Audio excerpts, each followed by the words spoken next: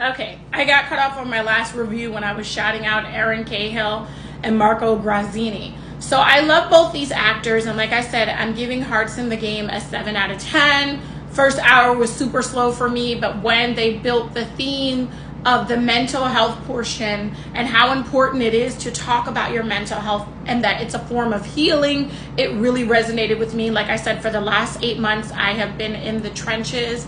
Things have been very difficult for me. I do feel like there's a turnaround on the horizon, but if it wasn't for my tiny village of family and friends that have been supporting me, I don't think I could have made it this far. So if you're wondering where your Hallmark movie reviews have been, I had to take a step back in the month of May just to take care of myself. And because today is Mother's Day, and I want to shout out all the mothers, mother figures, aunties, everyone that's taking time out to raise children and they're part of someone's village, I decided I'm going to try to do all the reviews back to back, not care what I look like. I'm literally in one of my house coats and I was sweating in my leopard. That's exactly why I had to turn my AC on, because I figured I can't do these reviews sweating. So once again, I give Hearts in the Game a 7 out of 10. If that first hour wasn't so slow, and I'm not an impatient person, but I think them just trying to build the theme of, Diego and Hazel going back to their hometown.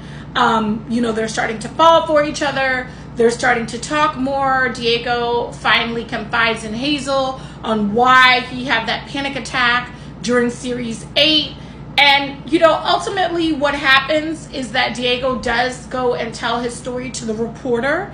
That story about his mental health and him trying to heal from his mother's passing actually seals him a deal with a great contract with the Mets. And guess who he marries? He marries Hazel. She's still his publicist, along with being the publicist of her close high school friend whose wedding she missed because she was focused on her career. So we see this movie tackle mental health, friends, love, family. It was really spectacular once I was able to get into it. So once again, I'm giving it a 7 out of 10. Like I said, we are Mets fans because Daddy is a Mets fan. And so shout out to the Mets. I hope that you guys are taken good care of and that all of Major League Baseball is taking care of the players, not just their physical health, but also their mental. All right, guys, I think I caught up on all of the movies I've missed in the last couple of weeks on the Hallmark channel. And I did one special review for the Hallmark Movies and Mysteries channel, but I am always watching the premieres for both channels. It's very rare that I skip a premiere, and I'm going to try to do a better job to keep up while taking good care of my mental health.